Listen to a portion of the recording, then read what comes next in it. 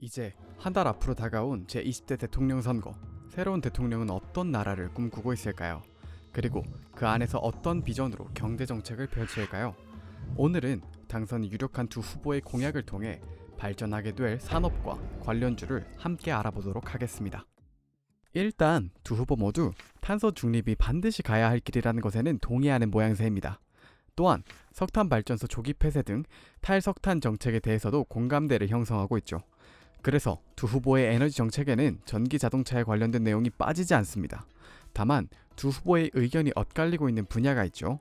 바로 원자력 발전소입니다.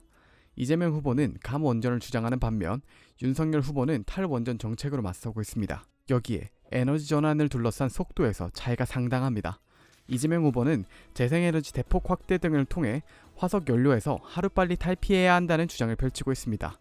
하지만 윤석열 후보 측은 재생에너지 효율성 증대가 필요하기에 원전과 조화한 전원 믹스 구성을 이야기하고 있죠. 큰 그림은 비슷하지만 디테일은 다른 두 후보의 에너지 정책을 한 후보씩 살펴봅시다. 먼저 이재명 후보입니다.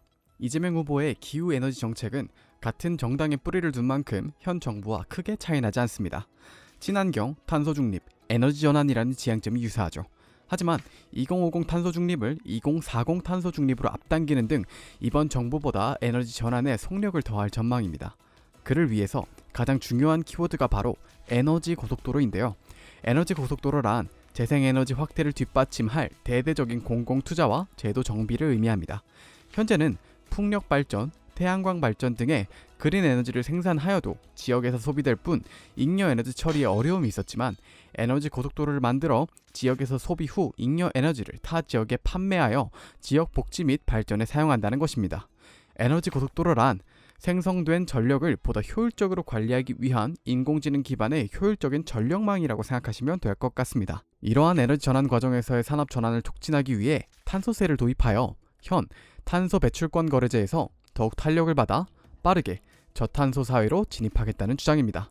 단, 탄소세 일정 부분은 국민들에게 에너지 기본 소득으로 지급하여 탄소세에 따른 물가 상승으로 고통받지 않겠다는 말도 빼놓지 않았죠. 이렇게 그린 에너지로 갈피를 잡은 이재명 후보 측과는 반대로 윤석열 후보 측은 그린 에너지보다 원전에서 탄소 중립의 답을 찾고자 하고 있습니다. 윤석열 후보도 임기 내로 화석 에너지 비중을 3분의 1로 줄이겠다고 발표했었는데요. 원전 대책 위주로 구성된 공약을 통해 기후에너지 분야에 대한 생각을 밝혔습니다.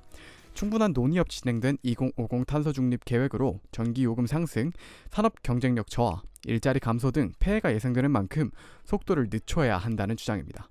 그리하여 신한울 3, 4억의 건설을 재개하고 원전 산업의 생태계와 경쟁력을 회복하겠다고 강조하였습니다. 또한 신한울 외에도 안정성이 확인된 가동 원전에 대해서도 계속 운전을 허용한다는 방침입니다. 이를 통해 세계 정상급 원전 기술력임을 재입증하여 원전 수출의 발판을 마련한다는 것이죠.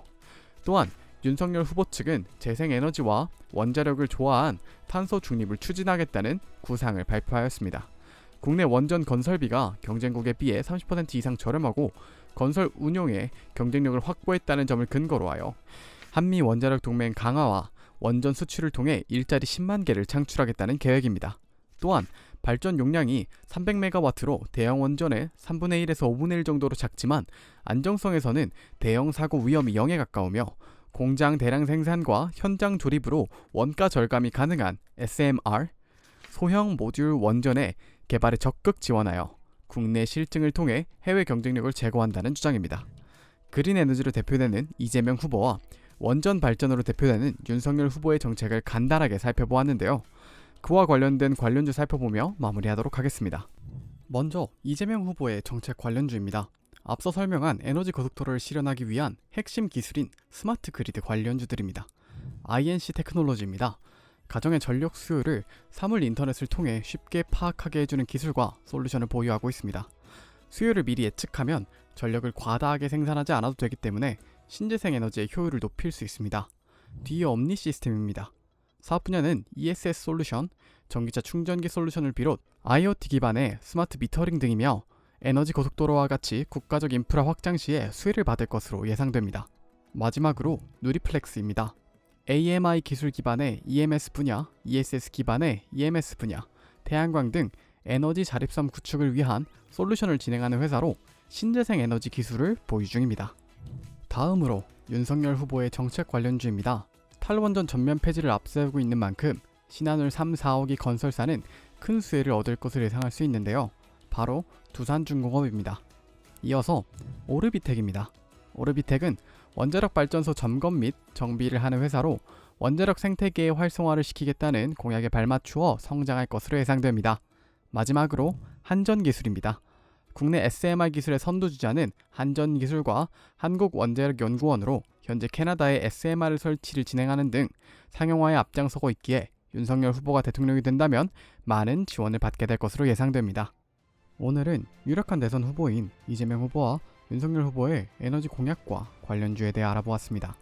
다음 시간에는 다른 공약들과 관련주에 대해 알아보는 시간을 가질 수 있도록 하겠습니다. 감사합니다.